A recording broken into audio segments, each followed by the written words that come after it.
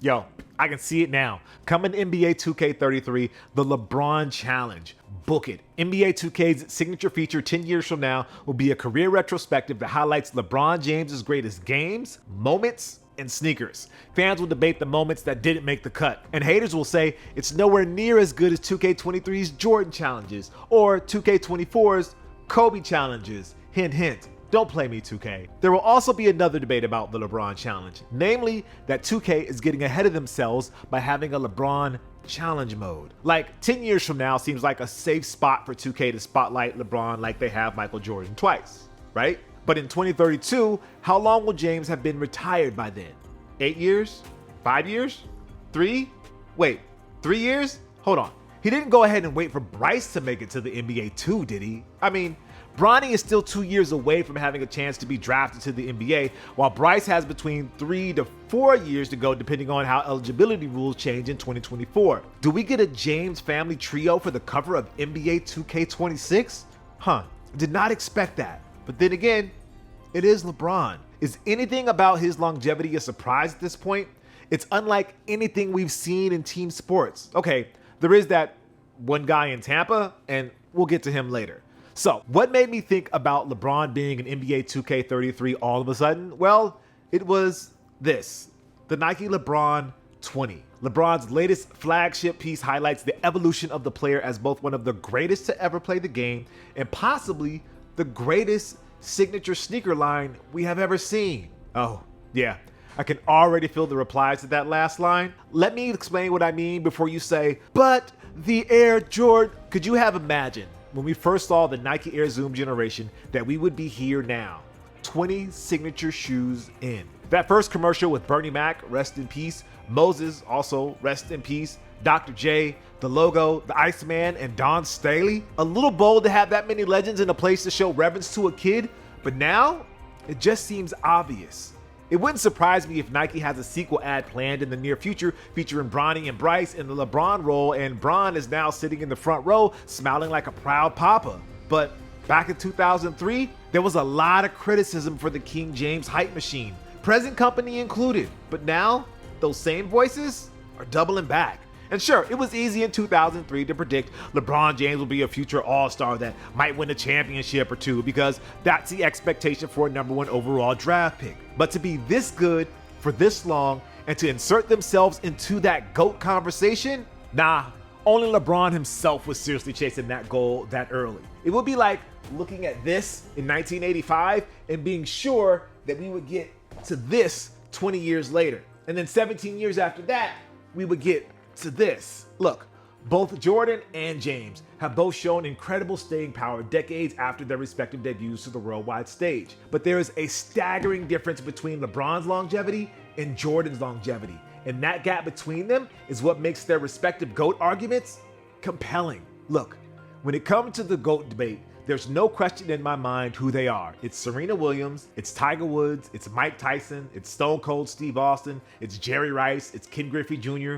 Oh, and it's Michael Jordan. Wait, sorry, wrong gift. For the title of GOAT of GOATs, the final two would be his Airness and El Tigre. For people in their 20s and younger, their GOAT rotation might include Rory McIlroy or a Floyd Mayweather or a Sue Bird or a John Cena. And yes, it also has LeBron James. Side note, both Cena and LeBron are already in Fortnite, and Jordan Brown is represented in the game too. Shocker. I know, it's a corporate synergy thing, y'all. But anyway, this video isn't really a GOAT debate, even though some of you might already be triggered by my implication that there are people out there who consider LeBron and his sneaker line the GOAT.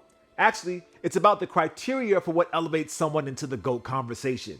Is it simply about rings? We do live in a sports culture that values rings and trophies above all else. But that's too easy, and really, it's a bunch of crap, because there are generations of fans of all ages that consider Tiger and Serena the GOATs above Jack Nicklaus and Margaret Court, respectively, even though Nicklaus and Court are still the major winner leaders in their sport. Tyson was, and might still be, the baddest man on the planet. But you could get into hour-long discussions with boxing purists who value what a technician like Mayweather brings to the table, or the combination of skill and showmanship that a Muhammad Ali had in the 60s and 70s. Cena might have 16 title reigns over his 20-year career like Ric Flair, but is that more impressive than Stone Cold holding the top spot during wrestling's hottest period from 98 to 2001? And while there are millions of fans who own a pair of Nike Air Max Griffies that consider Junior a once-in-a-lifetime talent, statisticians can come up with analytics that say a player from the 1950s had better numbers and more World Series rings adjusted for the modern era than Griffey, who sadly has 0 rings. In other words, rings and titles absolutely matter. It's basically a prerequisite to get into the conversation, but how much they matter and how many they won is wholly dependent on the athlete we're trying to pitch as the GOAT, which brings us back to MJ and LeBron. Again, we're not picking between the two. You can get into that debate in the comments below this video. What we're doing is taking a deeper dive into what makes each legend's case for GOAT status so compelling. For Jordan's fans base, all they want to do is point to MJ's 6 rings and call it a day. They don't ever want to hear, but Bill Russell has 11 rings, and since when did 6 become more than 11 counterpoint? Again, ring count only matters when it suits the narrative. And they not only rub that 6 in the face of LeBron fans and Kobe fans, they do it to fans of other sports too. Wayne Gretzky? 4 Stanley Cups ain't good enough. Derek Jeter? He only got 5 World Series rings, and he's not even the best shortstop of his generation. Tiger or Serena? They play individual sports with 4 chances at a major every year. Messi or Ronaldo? Well, who can really keep track of all the leagues and tournaments they play in that count as championships? I'm not even sure. 6 is the standard, and most fans just accept it for unexplained reasons. And even when someone passes that 6, it's still not enough. Tom Brady, aka the Tampa guy, he has 7 rings. Oh, but he lost 3 Super Bowls. Jordan never lost in the finals. See how easy it is to move the goalposts to defend MJ? Ring culture is dumb, man, and I really hate it so much.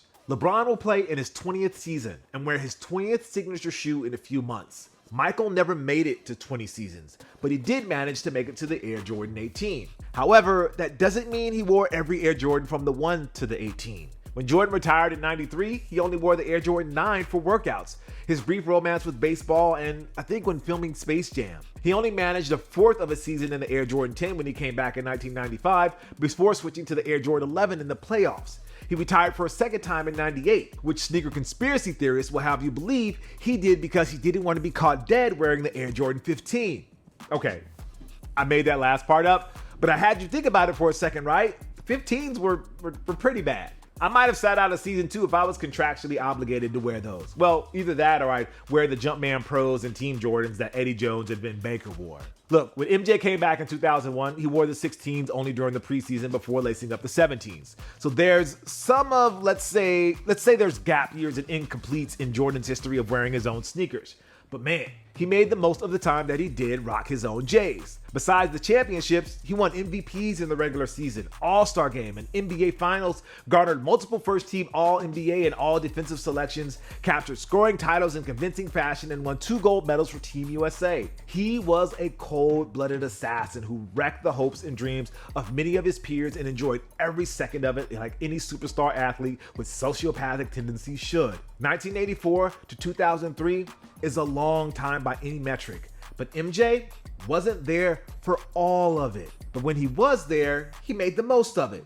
On the other hand, from 2003 to 2022, LeBron was in our face the whole time. During the season, he was guaranteed a highlight every night. In the offseason, he always had something up his sleeve to make sure we didn't forget his existence. Whether it was hosting the ESPYs, doing Saturday Night Live sketches, or pitching tons of product, we were never short on LeBron content. For their part, the media and the fans made sure we were also never short on LeBron content. From Skip Bayless realizing if he kept LeBron's name in his mouth, he could sell out for millions of dollars at both ESPN and Fox Sports, to hundreds of thousands of social media accounts dedicated to materializing LeBron love or hate out of thin air with a single inflammatory post. It was and still is an unstoppable machine of fake praise and fake outrage. Make no mistake, if the 24/7 sports news cycle and social media was around during MJ's days, Jordan would receive the same treatment. I bet there's not a day that goes by where MJ doesn't check his phone along with his burner and thinks to himself, well, I sure am glad I came up in the era that I did because LeBron has to deal with a lot of shit that I never had to. Unlike Jordan's era, when only the most dedicated of sneaker connoisseurs were keeping track of what was on MJ's feet through pictures in magazines, the dawn of the blog era in the 2000s, coinciding with LeBron's rise, meant we could trace everything LeBron wore.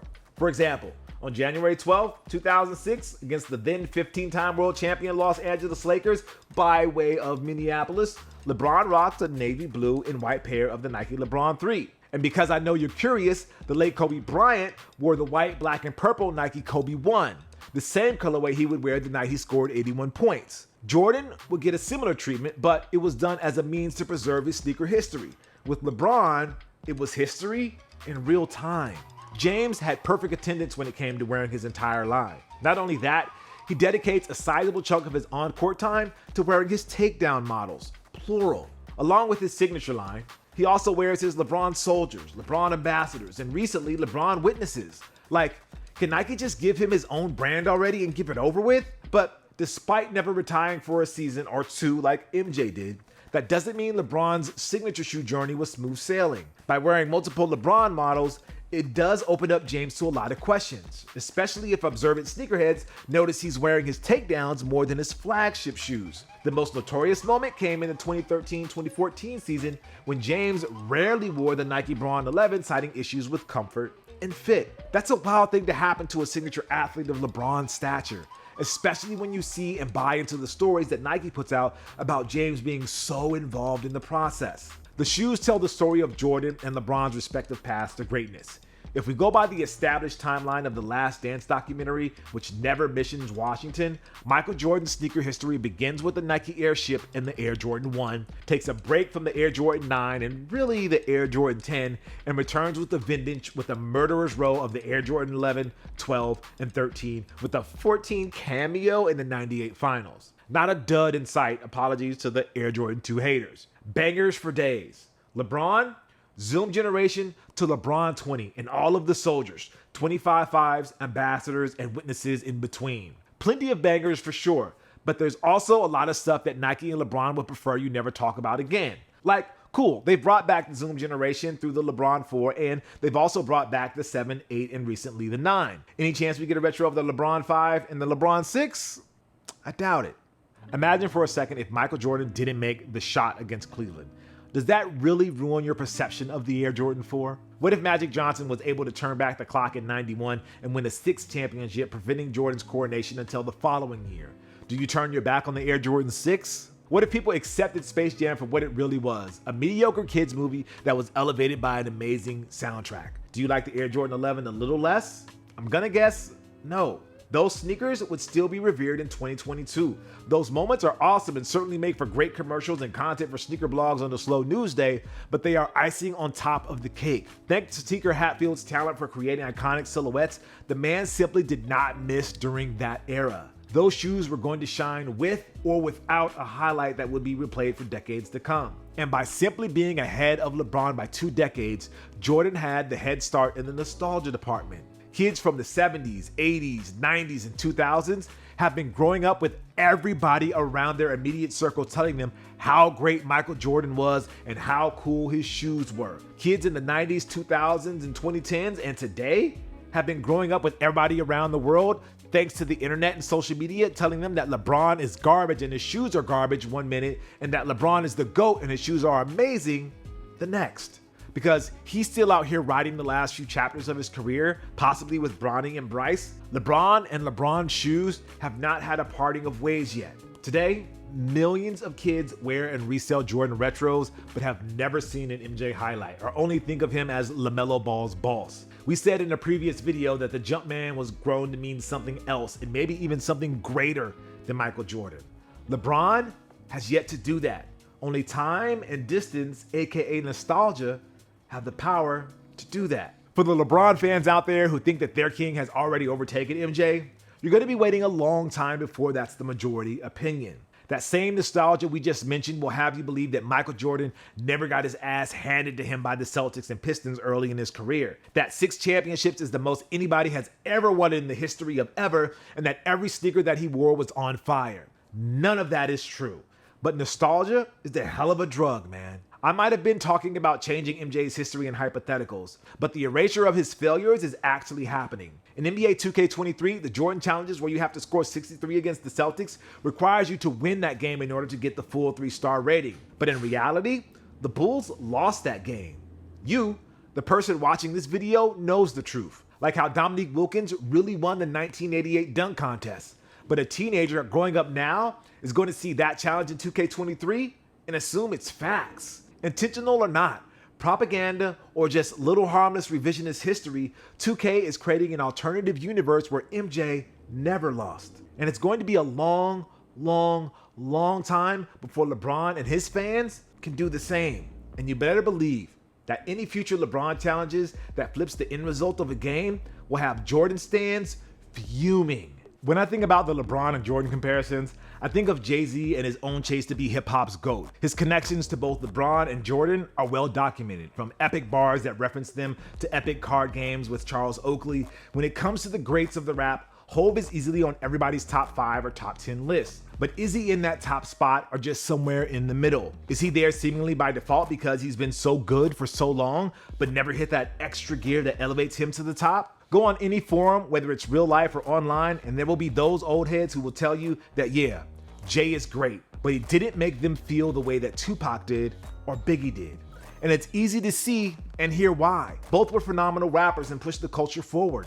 For the old heads, a big chunk of it is nostalgia. For the younger generation, it's rooting for something that can never disappoint because tragedy ensured you will never have to worry about Biggie releasing a Magna Carta Holy Grail or Tupac being an unabashed capitalist over everything else. You can go to any Target right now and buy a Biggie or a Tupac shirt. Still can't do that with Hov because he's not done yet. And probably because he'll want to charge you $100 for it on his own Shopify site. Like I said, unabashed and really unchecked capitalist. Likewise, it's easier to root for Michael Jordan instead of LeBron James because Jordan's story on the court has been written and it's airtight and infallible. LeBron is an open book with some more stories to tell.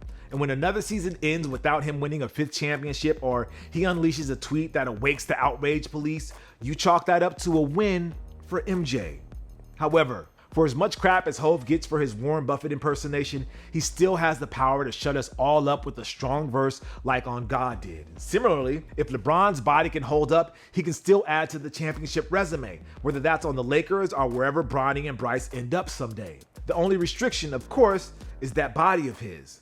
I don't care how much money LeBron spends on his body each year, Father Time remains unbeaten. Ain't that right, Reggie? And when all is said and done, if you want to do a rock analogy, Jordan is Nirvana, but LeBron is the Foo Fighters. And you can't really go wrong with both.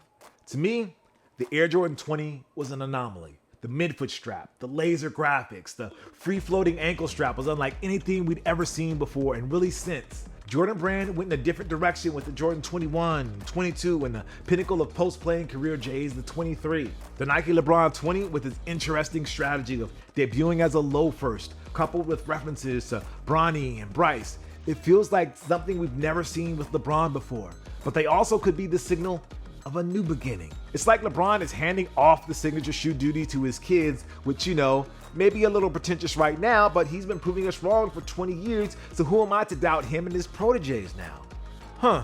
If Marcus had come up a few years earlier, like when MJ was on the Wizards, do you think Mike would have? Nah. Anyway, I just want to say thank you for watching. Be sure to check out the full unboxing of the LeBron 20 on my channel and some other videos as well. I appreciate you guys. Let me know what you think. LeBron or Jordan?